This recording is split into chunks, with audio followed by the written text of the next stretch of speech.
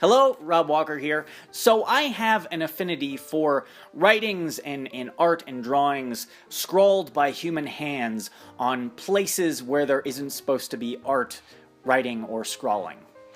Let me explain. So the other day I was out on the job and I ran across this little gem.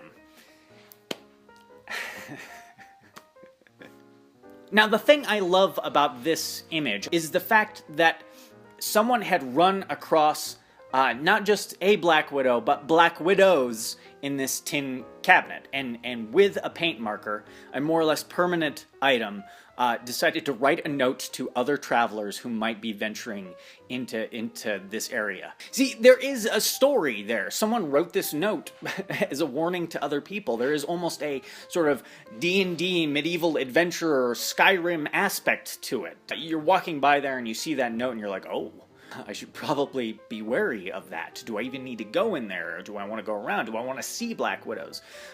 Is this a joke? You know, what's the story there? Was he bitten?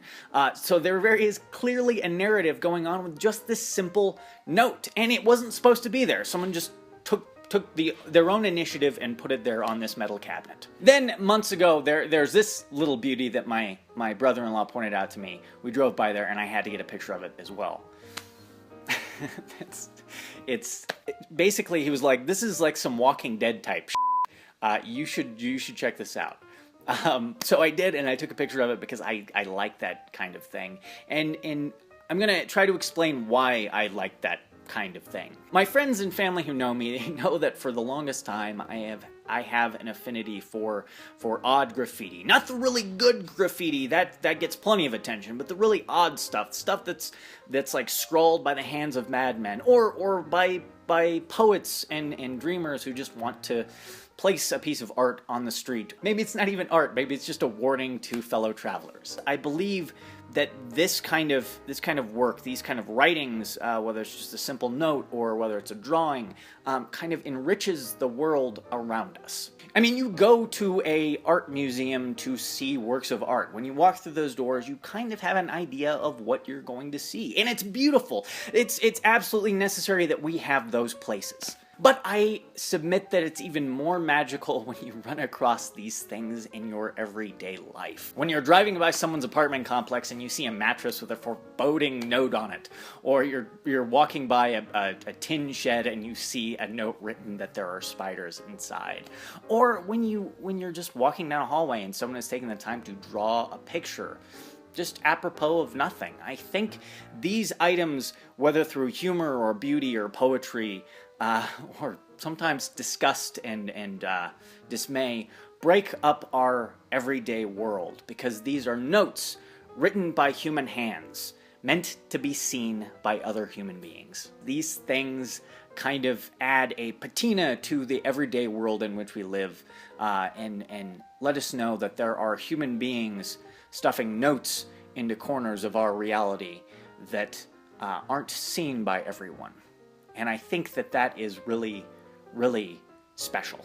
But once again, this affinity isn't for everyone. I completely understand if people don't view these things the same way that I do. More magic for me, I suppose. So what do you guys think? Do you guys like stumbling across these little items? Like in a library book, have you ever found a note written by someone else that just kind of... it was like a mystery. It opened up another aspect of the world to you. Have you ever stumbled across a piece of art that wasn't meant to be placed in the place in which it was placed? Do you think I'm off base here? Do you think I'm just making something more important than it actually is? I would like to know. Please let me know in the comments. This is Rob Walker saying thank you for watching. So, I kind of wanted to catch up a little bit about Project Selfie and a few other things. So this is like an update addendum to Rob Walker Films and everything that's been going on. Project Selfie is still happening. I haven't been able to plug it basically anywhere but Twitter and Facebook. I'm relying on other people to help me plug it. So if you've done it before and you had a good time and you liked the project from last year, please tell your friends to submit. I would love to get more photos. So far, I haven't gotten as many photos as I got last year, but I am getting them kind of in a slow trickle, which I really appreciate. So if you did it last year and you had fun and you want to do it again this year, I would love to have you send me your first thing in the morning selfie. Please, you can send it to robwalkerfilms@gmail.com. So because of that, because it's kind of a slow trickle and people keep forgetting, and it's the holiday season now, I'm not going to be preparing it for January. I'm just kind of going to leave it open-ended until I feel like I have enough photos to kind of complete Project Selfie and make it bigger and better than last year, or at the very least more different, I suppose. On another note, I'm hoping that the Walkers Talkers video blogs can kind of find footing again. Life changes and all that, and I'm sure you guys completely understand.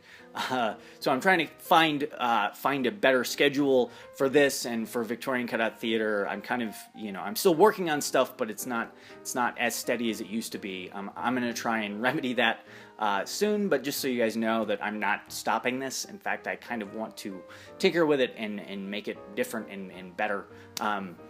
And there will be a video coming up talking to you guys about that as well. So yeah, Walkers Talkers continues, but it's going to be a little bit sporadic. I hope you guys understand. I'm going to keep doing it, but yeah, Victorian Cutout Theater is being worked on. It's a slow process. Stay tuned for that. You can check for updates on our Facebook page, Rob Walker Films, and Victorian Cutout Theater on Facebook as well.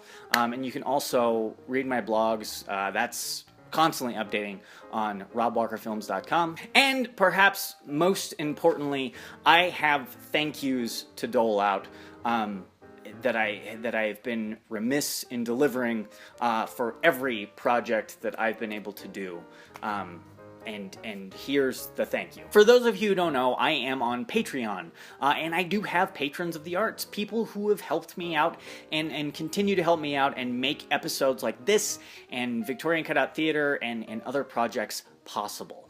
And it is with a grateful heart that I say thank you to Brian Hughes, Rick Destree, Laura Sirikulvadhana, Pete Lauritsen, and Chester MacGyllikuttie. I couldn't make this stuff without you guys. Thank you for seeing something in my work and in me that made you want to say, hey, I want to help this guy out a little bit. I am grateful. So this episode and future episodes will be dedicated to those who are patrons of the arts and who have helped me make this happen, and I'm really grateful to you guys. Thank you. Once again, this is Rob Walker saying thank you for watching.